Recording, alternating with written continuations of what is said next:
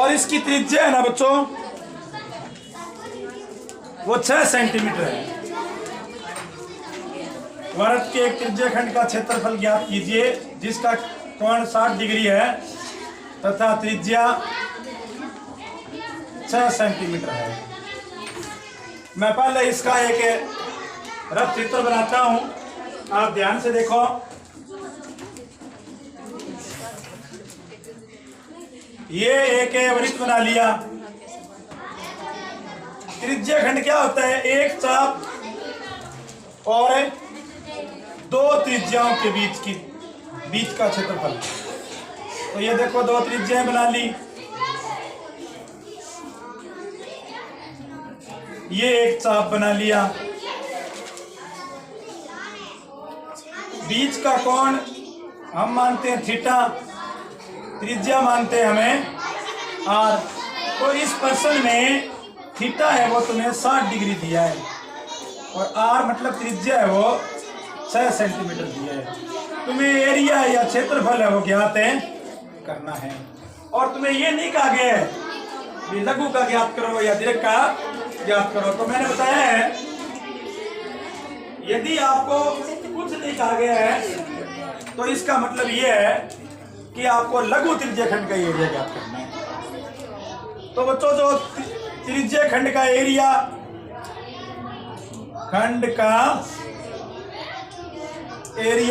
पाई r square theta बटा 360 degree.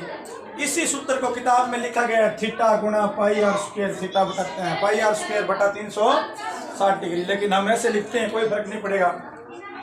पाई की value हमें कुछ नहीं बता रखी, मतलब 22 बटा 7। आर कितना गया? 6 गुणा में 6 थीटा आ गया 60 डिग्री बटा आ गया 360। 60 छिक्का 360, 6 से 6 कट गया तो 22 छिक्का 132 बटा 7 सेंटीमीटर स्क्वायर आंसर है। मीटर स्क्वायर आंसर है, सेंटीमीटर में है तो सेंटीमीटर स्क्वायर है। ये बच्चों ये एरिया आ गया अपने पास। लघु त्रिज्य खंड आ गया ये, क्योंकि इसका कोण 180 डिग्री से कम है। तो फिर कौन सा त्रिज्य खंड हुआ ये? लघु त्रिज्य खंड। यदि आपको यहां कह दे कि दीर्घ त्रिज्य खंड का एरिया ज्ञात कीजिए, तब बच्चों आपको ये पीछे वाला कोण लेना पड़ेगा। और पीछे वाला कोण हो गया 300 डिग्री। बताऊं 300 कैसे हुआ? सुनो, एक बिंदु के चारों तरफ है ना बच्चों 360 डिग्री का कोण बनता है, जिसमें से 60 डिग्री का कोण नीचे बन गया तो पीछे कितना कोण बच गया? 300 डिग्री। यदि यहां पर दीर्घ त्रिज्य खंड का क्षेत्रफल ज्ञात करना हो तो फिर हम थीटा है वो 360 डिग्री लगा देंगे। लेकिन हमें प्रश्न में लघु का ही पूछा गया है तो ये प्रश्न हो गया। दूसरा प्रश्न,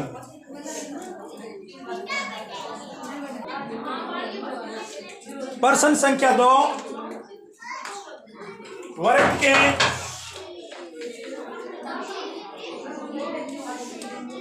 वृत्त के एक चतुर्थांश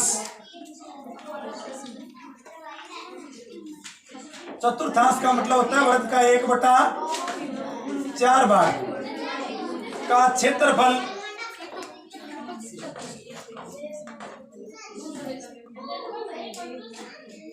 ज्ञात करें।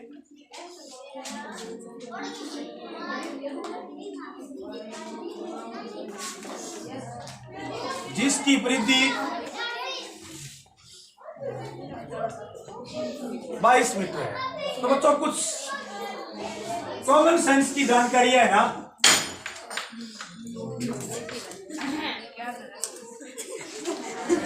यहां पर लेनी जरूरी है।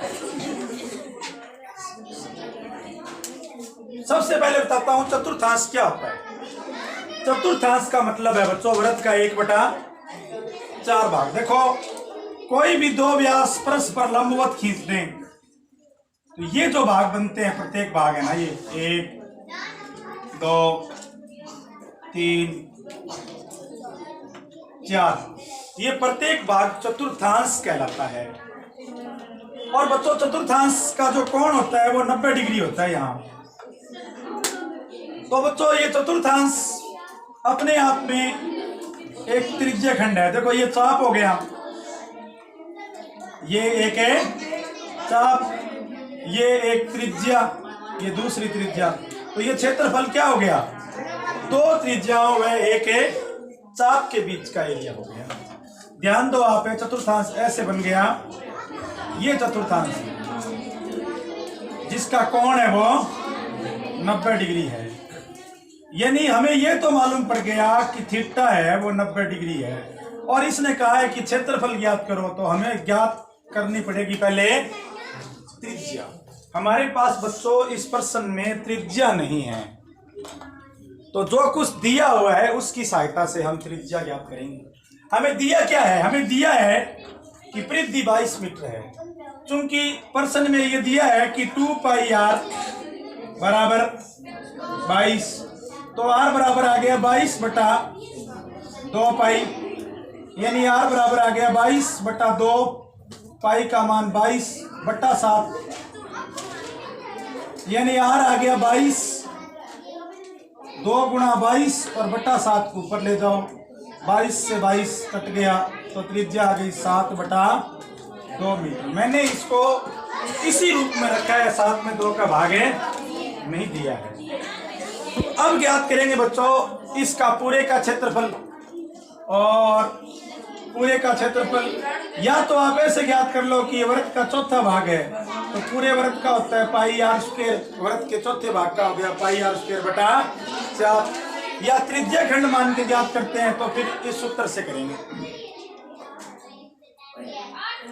एरिया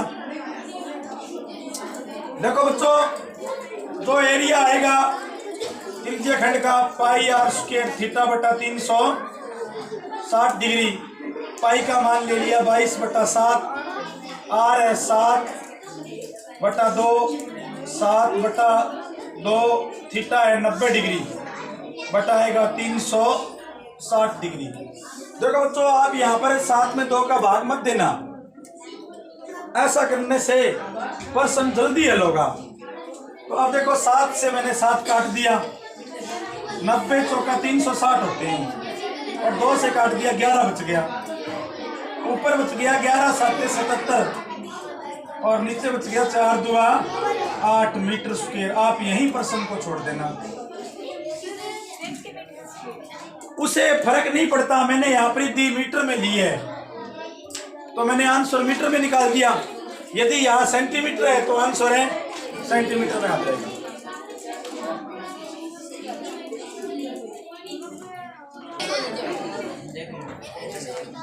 प्रश्न नंबर 3 है, घड़ी के मिनट की सुई की लंबाई 14 सेंटीमीटर है।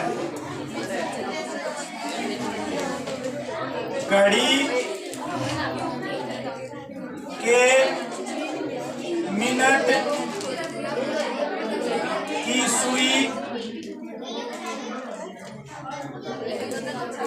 की लंबाई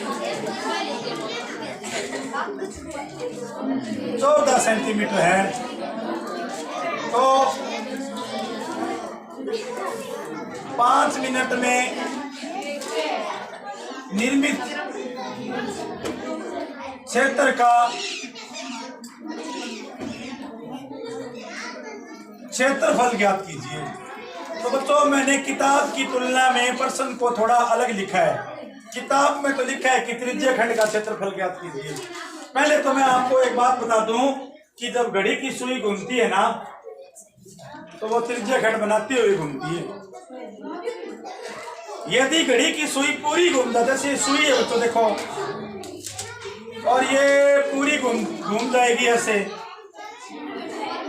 तब तो कोई दिक्कत नहीं, पूरा वर्त बना देगी। लेकिन यदि ये पूरा ना घूमे, जैसे ये 1 मिनट, ये 2 मिनट, ये 3 मिनट, ये 4 मिनट, ये 5 मिनट, तो बच्चों प्रत्येक बार ये 6 डिग्री के कोण से वो घूमती जाएगी। यानी 1 मिनट में घड़ी की सुई 6 डिग्री का कोण बनाएगी, तब 60 मिनट में पूरा 360 का कोण बना देगी। चलो इतना याद रखो तो बहुत अच्छी बात।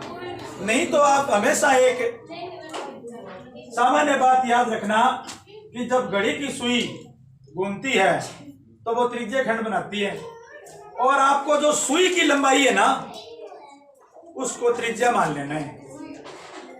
जो सुई की लंबाई है उसको आपको त्रिज्या मान लेना है और कोण ज्ञात कर लेना है।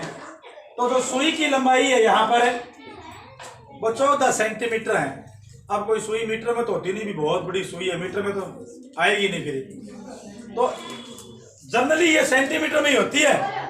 तो जो सुई की लंबाई है वो त्रिज्या बन जाएगी, और त्रिज्या बन गई 14 सेंटीमीटर। ध्यान रखना, सुई की लंबाई का मतलब ही ये समझ लेना कि वो त्रिज्या खंड की त्रिज्या है। अब कोण थीटा कितना है? 1 मिनट में 6 डिग्री का बनता है, और समय है उसको गुणा कर देना 5 30 डिग्री। ध्यान रखना ये मिनट की सुई की बात हो रही है। यदि घंटे की सुई है तो कोण ज्ञात करने का तरीका है वो बदल जाएगा, वो मैं आपको बाद में बताऊंगा। मिनट की सुई अब 30 डिग्री चली, मान लो बच्चों में यहाँ थी पहले सुई ये, तो अब चलते चलते ये सुई है ना यहाँ आ गई और कोण बना दिया इसने 30 डिग्री का। तो जनरली बच्चों जो इस प्रश्न का सेंस है वो ये बनता है कि एक वृत्त का एक भाग बन गया, वृत्त का एक भाग बन गया जिसमें ये 2 त्रिज्याएं हैं और एक चाप है। जो त्रिज्याएं हैं वो तो ये है और चाप है वो ये है। तो बच्चों इसमें ये एरिया आपको ज्ञात करना है, कितना एरिया उसने कवर है किया। तो इसका सूत्र हो गया त्रिज्य खंड का area pi r square theta बटा 360 डिग्री।